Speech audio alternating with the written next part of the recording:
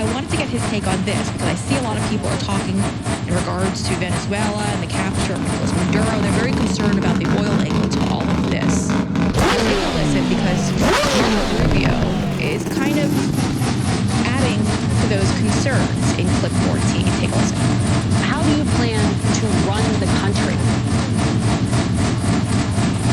Well, first of all, I think the important thing to point out is that the key to what that regime relies on is the economy fueled by oil. And right now, it is an oil industry that is backwards and really needs a lot of help and work in terms of it. And not only that, but it doesn't help the people. None of the money from the oil gets to the people. It's all stolen by the people that are on the top there. And so that's why we have a quarantine. There's a quarantine right now in which sanctioned oil should go. There's a vote, and that vote is under U.S. sanctions. We will get a quarter of the we will see that remains in place. And that's a tremendous amount of leverage that will continue to be in place until we see changes not only for the national interest of the United States, which is number one, but also that leads to a better future for the people of Venezuela. And so that's the sort of control the president is pointing to when he says that we continue with that quarantine, and we expect to see that there will be changes, not just in the way the oil industry runs for the benefit of the people, but also so that they stop the drug trafficking, so that we no longer have these gang problems, so that they keep the farm in the out, and that they no longer cozy up to Hezbollah and Iran in our own hemisphere. So obviously there's a lot here, but people are deeply concerned in regards to the oil angle to all of this. You know, I know Venezuela is sitting on a massive amount of oil. They have about 303 million barrels worth of crude, and they were fifth in the world. That's according to the U.S. Energy Information Administration. Are you concerned in regards to us using their oil as leverage? No, not at all. When we start talking about the possibilities of war and everything that Trump and Russia are doing, I would rather the U.S. doing Maduro and use oil as leverage for something with better geopolitical position than dropping bombs. And I think most Americans would probably agree with that.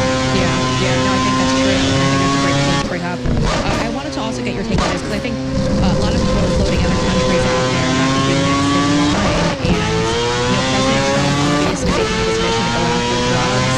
Specifically, though, he has to address the drugs coming into our country from Mexico. That's a big, big issue, obviously. And if he's taking on Venezuela, we've got to go to Mexico next. It just seems to make sense, given that's where most of it is coming in from. But President Trump was asked specifically about that. 15, take a listen. By the way, you have to do something with Mexico. Mexico has to get their act together because they're pouring through Mexico. And Mexico,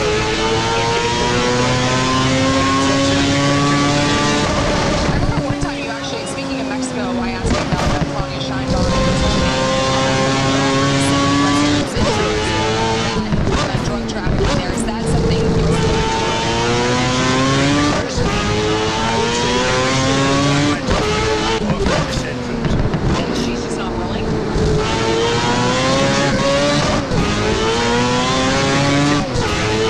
whether you like it or not. It's like it or not. The cartels are running Mexico. Sorry, do you think President Trump is going to go after the cartels directly, given the fact he just told you that the president of Mexico isn't running things? We've known that for a while, that she's afraid. It really highlights that, yeah, there is an active threat there, and they're not going to get governments to help. So the U.S. just needs to act with that they truly want to pick up the drug use. Yeah, I think the U.S. will have to act against the cartel organizations over inside Mexico. I don't think the Mexican president is going to do anything. Cuba's backroom assassination uprising was over in Mexico not that long ago, just a couple weeks ago.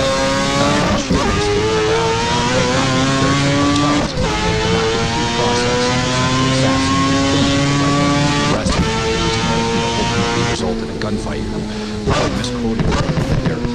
Just be aware of haters, but at the same time, yeah, she doesn't want to act to run cartels, and she's sort of out.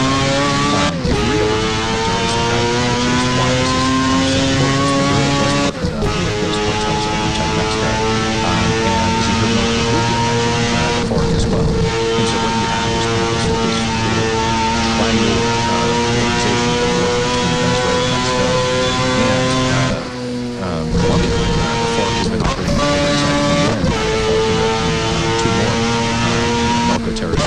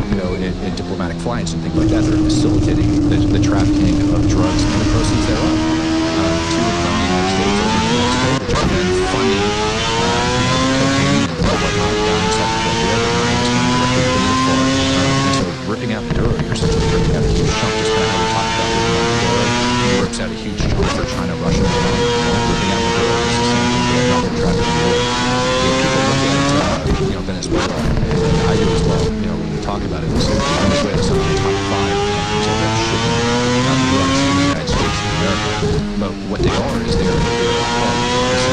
Venezuela is operating as a hub because they have this state power in order to do things like diplomatic passport, diplomatic flights, transfers of money and personnel in order to make those things happen. So by taking them out, we do take a huge point, not just to Colombia, but also to the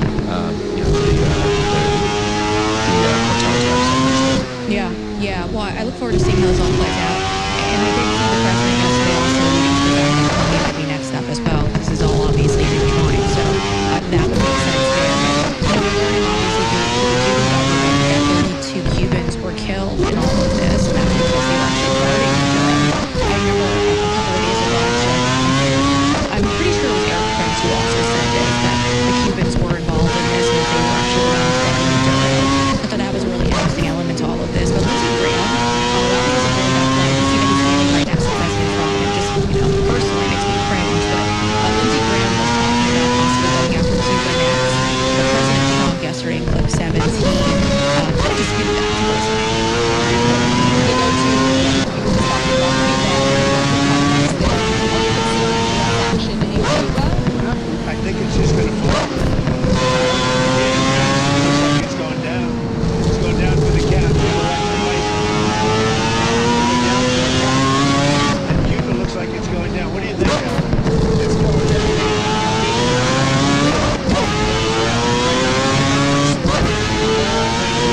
That's why you said the protected force is needed. Right? With the Cuban gone, so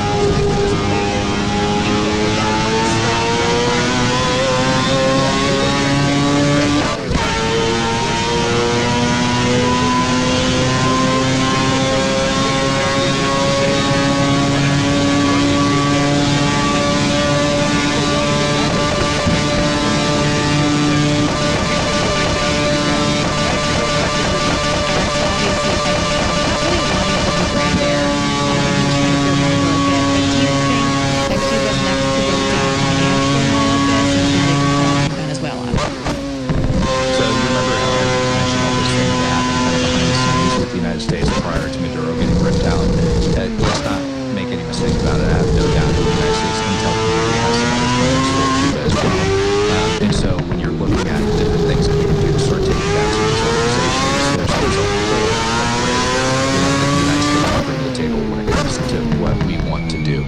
Likely some of those things are going to end up going down in Cuba is kind of like what we're seeing going down in terms of Iran in order to start getting him removed from power and start to change the entire atmosphere over inside Cuba.